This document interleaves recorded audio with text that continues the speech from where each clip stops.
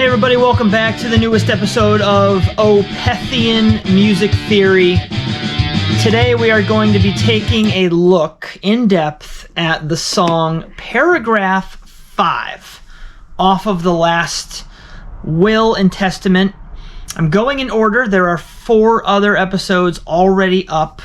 Links in the description to the Opethian Music Theory playlist, where you will find dozens and dozens of videos just like this, most of them probably better than this one. Look, I'm only going to be going through the sections that I found to be the most interesting. We're going to start over on this section, play it, and then analyze it. Here we go.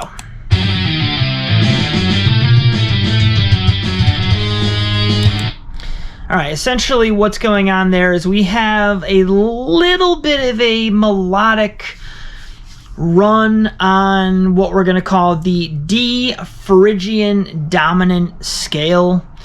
D Phrygian dominant contains a flatted second degree and a raised third degree, giving it a very erotic kind of vibe. It's a major third, but a flatted second. It's that step and a half that makes your nipples hard. All right, so that is a really cool section. Opeth just loves to use that mode all the time.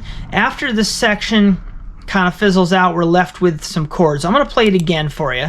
The chords at the end, which I will point out, are basically an F over C, an E over B, and a D over A, which kind of does a scalular walk down in the key of D minor from the 3 to the 2 to the 1. So here we go again. Here's the Phrygian dominant part.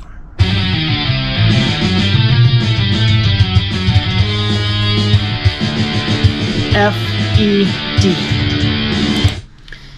All right, this next section uses a lot of D harmonic minor. So we're doing what's called playing in parallel keys. Parallel keys are any multiple or any two keys that have the same starting note but different notes after. So for example, D major and D minor are parallel keys. If you're playing D major, you have that major sound. If you're playing in D minor, you have that minor sound.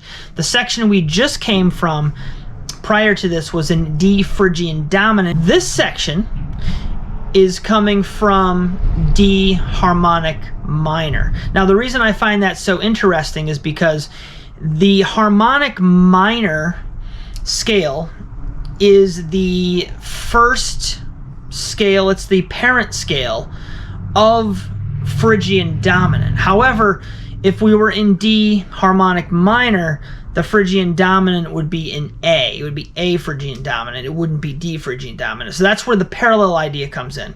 We're taking 2 different scales with 2 different flavors, but we're starting on D for both of them. And that is one of the great earmarks of Opethian music theory, is to kind of share the root but change the colorations above the root to make it more interesting. So let's listen to the squeaky keys, and then also what we're gonna hear here. Here is the D harmonic minor section. Here we go.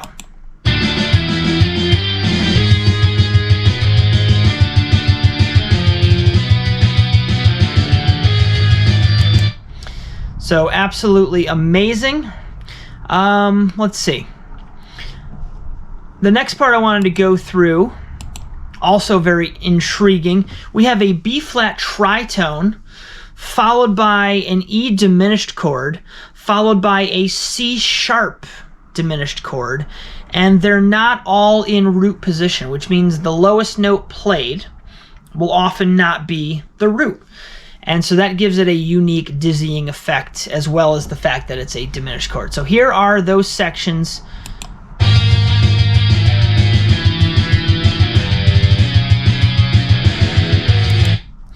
Very interesting, right? Grabs your ear, holds you to it. You're just craving what comes next. All right, after that, they throw in an inverted E diminished chord right here.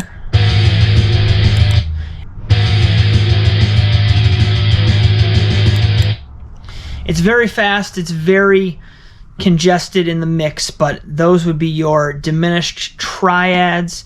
Then we have this really cool section They're all really cool sections. Right here. That might be the best part of the song. One of the best parts of the entire album.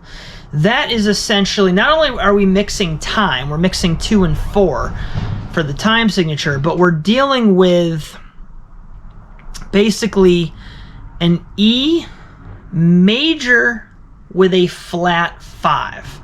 So just to give you some context, an E major is an E, G sharp, and B, but we're doing an E, G sharp, and B flat. So we're getting this like headbutting of tonality here, where we have the major third in the G sharp butting heads with the flat 5 in the B flat, and it's happening as an arpeggiation, and it's got the E as the root, and there are some other scale tones thrown in, but that is the basis. It's a major flat 5. That is absolutely brilliant. 2 more sections I want to take a look at with you real quick here. Then we have this section, which is essentially an F diminished chord inverted. Here we go. So a lot of diminished chords, a lot of tritones, a lot of Phrygian vibes on this one. And like I said, not always in root position, gives it a dizzying effect, arpeggiations, and odd rhythms. So to sum this song up, it is a barrage of odd time signatures, odd intervals, and a real jarring sense of rhythm, right? So one more section, we're going to take a look at this. This is a very unique section. We have essentially a tritone interval, but it's mixing in a flat 2. So it's almost like a Locrian kind of chord, if that's even a thing. We'll call it like a Locrian triad, maybe. It's got the flat 2 with the flat 5 and then the root. So let's just give this a listen. Here's this part. One more time. So that is your flat 2, flat 5 triad, and we'll consider that more of a Locrian thing. So I think that's pretty much it, guys. More of the same. I didn't expect this song to be as interesting as it was. But if you're still here, please hit the like button, because YouTube just won't help me out unless people tell it to. So if you're still here, please hit the like. Please subscribe if you're new. I'm going to continue doing this kind of stuff. If you have any requests, leave them in the comments below. And yeah, thanks for watching. We'll see you guys on the next one. Paragraph 6 is up next.